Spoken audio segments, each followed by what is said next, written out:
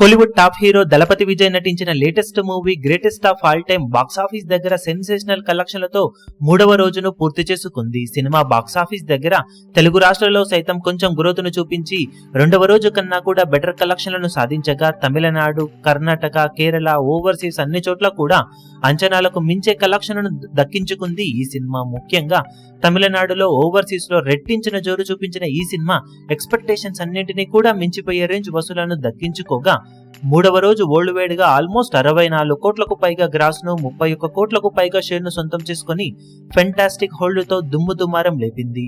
Overall గా తెలుగు రాష్ట్రాలలో మూడవ రోజు నైట్ షోలకు కొంచెం గ్రోత్ ను చూపించి 1.45 కోట్ల రేంజ్ దాకా షేర్ అందుకున్న ఈ సినిమా మొత్తం మీద రెండు తెలుగు రాష్ట్రాలలో 3 రోజుల్లో 4.73 కోట్ల దాకా షేర్ ను, 8.30 కోట్ల రేంజ్ లో గ్రాస్ ను దక్కించుకుంది.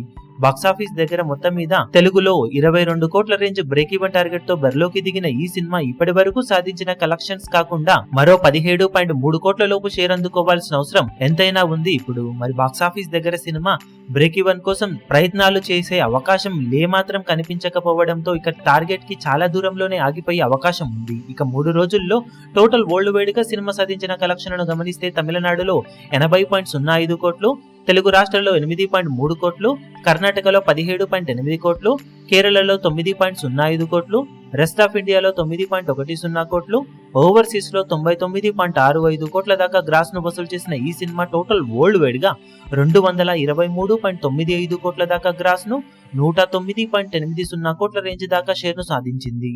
187 కోట్ల బ్రేక్ ఈవెన్ టార్గెట్ గాను సినిమా 3 రోజుల్లో సాధించిన కలెక్షన్స్ కాకుండా మరో 77.20 కోట్ల రేంజ్ లో షేర్ అందుకుంటే క్లీన్ హిట్ గా నిలుస్తుంది. బాక్సాఫీస్ దగ్గర ఇప్పుడు 4వ రోజు సండే అడ్వాంటేజ్ కూడా ఉన్న నేపథ్యంలో సినిమా ఎక్సలెంట్ కలెక్షన్లతో మరోసారి దుమ్ముదుమారం లేపడానికి అవకాశం ఎంతైనా ఉందని చెప్పాలి. ఇప్పుడు ఇక సినిమా ఆదివారం రోజున ఎలాంటి కలెక్షన్లతో జోరు చూపెడుతుందో చూడాలి.